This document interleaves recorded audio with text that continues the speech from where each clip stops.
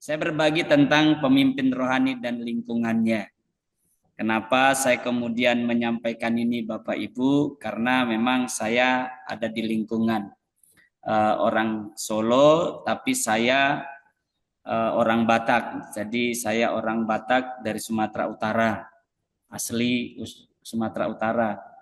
Nah, bagaimana kepemimpinan itu menjadi hal yang sangat penting untuk di lingkungan. Nah, slide pertama, seringkali kita mendengar kalimat, kamu harus berdampak pada lingkungan sekitarmu. Ini kepada semua insan Kristen, bukan hanya kepada pemimpin rohani. Nah, harus berdampak, seringkali kita mendengar hal ini. Berikutnya, next. Ya, jika di lingkunganmu di mana kamu tinggal sebagai pemimpin rohani, ingin sejahtera, Nabi Yeremia berkata, berdoalah. Yeremia berharap jika lingkungan sekitarmu sejahtera, maka kamu sebagai pemimpin rohani juga akan mengalami hal yang sama. Nah, saya mengambilnya dari ayat ini karena saya berpikir bahwa pemimpin rohani itu, apapun kita, maksudnya pemimpin rohani itu kan ada gembala, ada penginjil, ada mungkin majelis, ada staf pastoral, itu adalah pemimpin-pemimpin rohani menurut saya. Tidak hanya gembala, tidak hanya pendeta yang menjadi pemimpin rohani, tetapi semua yang berkecimpung di dalam sebuah pelayanan itu adalah. Nah, saya mencoba mengambil dari Yeremia ini. Kitab Yeremia yang berkata bahwa kesejahteraan kota di mana kamu ada adalah kesejahteraanmu juga. Maka untuk sejahtera kota di mana kita tinggal itu, Bapak Ibu yang dikasih Tuhan, saya yakin kita semua tahu hal ini, kita semua sudah pernah mengkhotbahkan ini, maka kita penting untuk berdoa bagi kesejahteraan di mana kita tinggal. Nah, seperti yang dikatakan oleh Yeremia pada pagi hari ini. Next. Nah, hamba Tuhan bukan hanya jabatan, tetapi juga sikap hati. Bapak Ibu yang dikasih Tuhan, saya sebagai gembala berlatar belakang memang dari teologi, berlatar belakang dari sana. Lalu saya kemudian kuliah beberapa tahun. Lalu setelah lulus saya menggembalakan. Tapi setelah menggembalakan itu, saudara Bapak Ibu yang dikasih Tuhan, ternyata tidak mudah. Tidak hanya sekedar jabatan. Jabatan gembala itu tidak hanya sekedar itu.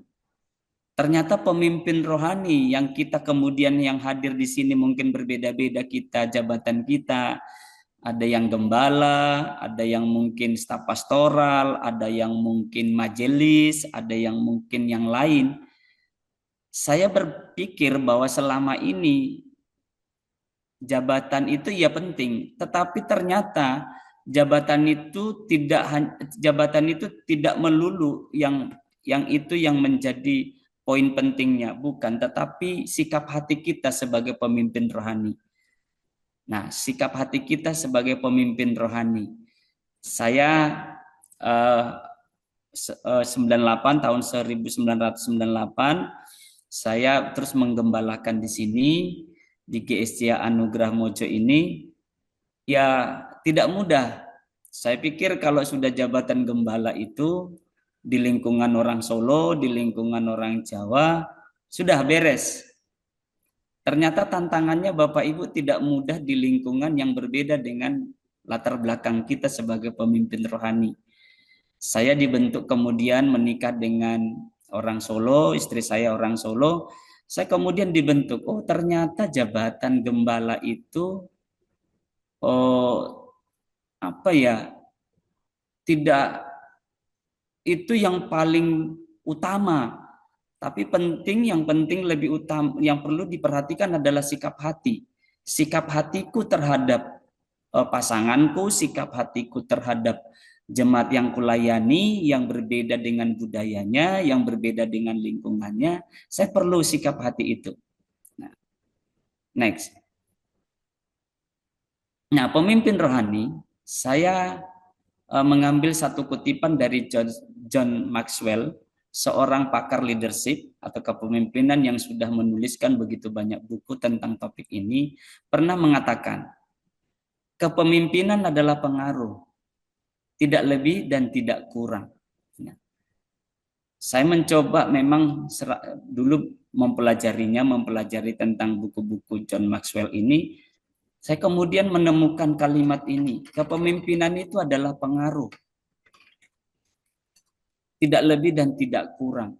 Arti tidak lebih dan tidak kurang itu artinya karena kita pemimpin lalu kemudian kita menjadi otoriter, menjadi menjadi keras, menjadi tidak mau menerima kritikan, tidak mau menerima uh, arahan, tidak mau belajar.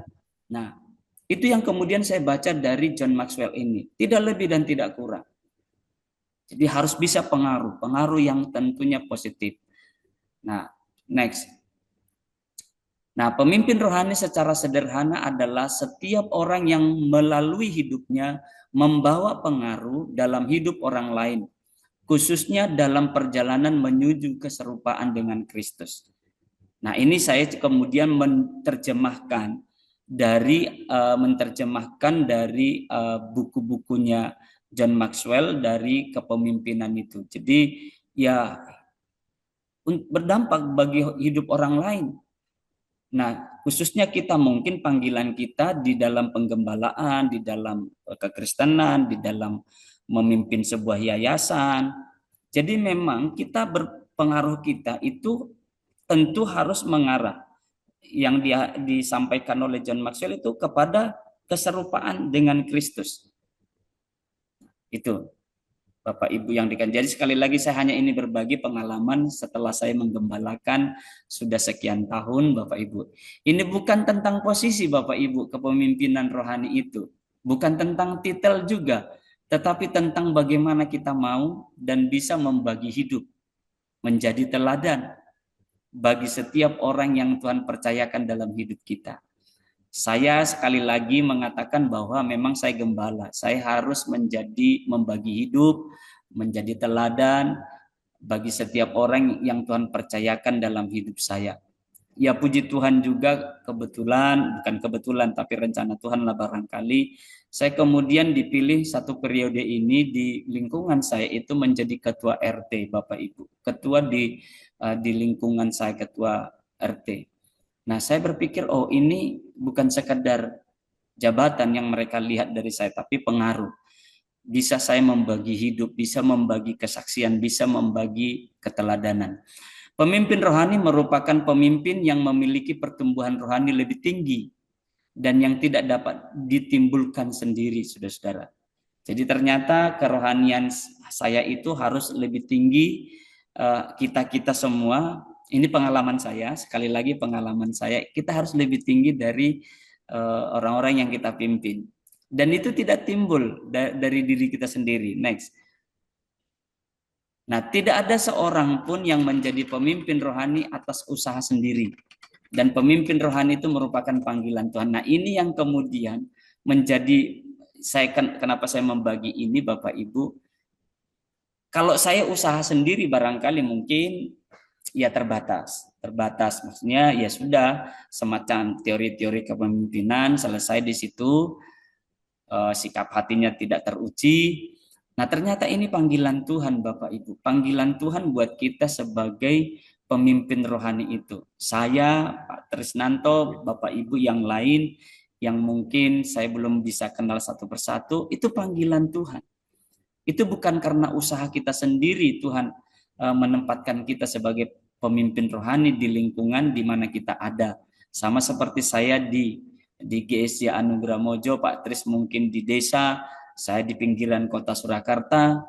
Nah, kalau mungkin kita berpikir dengan kondisi yang sekarang, dengan keadaan kita yang sekarang, aduh, kita rasanya ya sudah, kita mengambil posisi yang lain saja. Kita mengambil pekerjaan yang lain saja, mungkin yang lebih menyenangkan. Tapi ini panggilan Tuhan, Bapak Ibu. Nah, Nah, lingkungan, saya kembali ke lingkungan. Jadi panggilan kita ke lingkungan. Lingkungan sebenarnya adalah segala sesuatu yang berada di sekitar kita. Menurut Munajab dan Nusaputra, lingkungan adalah semua benda dan kondisi termasuk di dalamnya manusia dan aktivitasnya yang terdapat dalam ruang di mana manusia berada dan mempengaruhi kelangsungan hidup serta kesejahteraan manusia dan jasad hidup lainnya. Ini berpendapat seperti ini, berpendapat seperti ini soal lingkungan. Jadi artinya ketika kita menjadi pemimpin rohani di lingkungan dengan pengertian seperti ini, maka kita mau tidak mau panggilan itu harus berdampak kepada mereka. Menurut Otto Sumarwoto, lingkungan hidup adalah jumlah semua benda dan kondisi yang ada dalam ruang yang kita tempati yang mempengaruhi kehidupan kita. Jadi mau tidak mau Bapak Ibu, ternyata semua lingkungan itu mempengaruhi panggilan kita. Saya sebagai orang Sumatera Utara, lingkungan di mana saya dipanggil Tuhan menggembalakan, semua situasi itu, semua kondisi itu mempengaruhi saya, mengajak saya, membimbing saya, mendidik saya untuk bisa mempelajari semua lingkungan itu dengan baik. Kalau tidak, saya tidak mungkin bisa bertahan begitu lama di penggembalaan ini. Jadi dua tokoh ini memberikan itu. Next. Nah, hal apa saja yang perlu dilakukan oleh pemimpin rohani dalam lingkungan sekitarnya? Next. Menyadari bahwa dirimu adalah pemimpin rohani. Itu yang pertama. Saya harus menyadari panggilanku adalah pemimpin rohani. Pemimpin rohani yang di sekitar kita itu selalu menyoroti kita. Mereka ingin kita berdampak kepada mereka. Mereka ingin kita punya pengaruh kepada mereka. Ya, berproseslah dengan baik. Tidak ada yang instan di dunia pelayanan. Harus mulai proses. Dan proses itu pasti terjadi pada setiap manusia termasuk pada pemimpin rohani. Saya diproses, mungkin sudah berapa tahun ya, dari tahun 98. Saya diproses Bapak Ibu. Nah, diproses dengan lingkungan, diproses dengan budaya, diproses dengan watak, diproses dengan pembelajaran dengan teman-teman. Saya kebetulan dengan Pak Tris itu kuliahnya bareng dulu di Inteos dan kuliah bareng di konselor, di konseling. Nah, jadi semua tidak ada yang instan. Kita menjadi pemimpin rohani itu tidak ada yang instan. Ada prosesnya yang sangat luar biasa. Begitu panjang sampai kita bisa menyadari, oh, panggilan ini memang harus seperti ini, jalannya harus seperti ini, prosesnya harus seperti ini. Jalani dan lalui proses yang ada. Jangan kamu hindari, jangan kamu lari dari proses yang akan terjadi di sekitarmu, baik yang datang dari lingkungan sekitarmu maupun dari dalam lingkungan pelayanan ini sendiri. Ini menjadi catatan penting buat saya Bapak Ibu, karena ketika saya masuk di dalam penggembalaan ini kan sebelum saya itu sudah ada 4 orang gembala. Semua gembala itu hanya usianya 3 tahun di gereja ini. Nah, di gereja di mana saya pelayanan. Jadi yang pertama itu 3 tahun, yang kedua 3 tahun, yang kemudian gembala ketiga 3 tahun saja usianya, dan yang keempat 3 tahun. Karena memang di pelayanan saya ini adalah gang buntu Bapak Ibu. Di gang buntu yang aksesnya tidak mudah. Lalu saya mengiyakan panggilan penggembalaan untuk menggantikan gembala sidang yang keempat. Lalu Bapak Ibu pada proses itu saya sudah bukan intimidasi tetapi diwanti-wanti. Paling ini nanti gembala yang kelima ini paling 3 tahun usianya akan pergi. Karena memang situasinya Bapak Ibu tidak mudah. Situasinya di pinggiran kota Surakarta. Kalau Bapak Ibu pernah dengar kata namanya Semanggi Solo, itu sangat keras dengan kehidupannya, dengan lingkungannya. Materinya tidak terlalu banyak, lingkungannya lingkungan Arab dari sana, Arab asli dari sana. Jadi memang tidak mudah. Saya berpikir sempat bisa, waduh, ini pergi saja, sama seperti gembala-gembala yang lain, pergi setelah 3 tahun karena memang tidak bisa memberikan dampak dari segi keuangan, dari segi kelangsungan nanti bagaimana progresnya. Ternyata Bapak Ibu yang dikasih Tuhan, saya jalani dulu proses ini. Ya puji Tuhan hari ini Pak Tris mungkin sudah ke gereja ini dengan Pak Yusak, sudah melihat perkembangannya, bagaimana pertumbuhannya, bagaimana kondisi gereja di tahun pertama sampai sekarang. Mungkin Pak Tris sudah bisa melihatnya. Tapi kita tidak boleh lari dari proses itu. Sampai misalnya ya Tuhan berbicara ke kita, pergi ke gereja lain atau pergi ke daerah lain, sampai itu mungkin bisa disampaikan Tuhan ke kita. Tetapi kalau masih kita di situ, berproseslah dengan baik. Itu menjadi kesaksian. Next.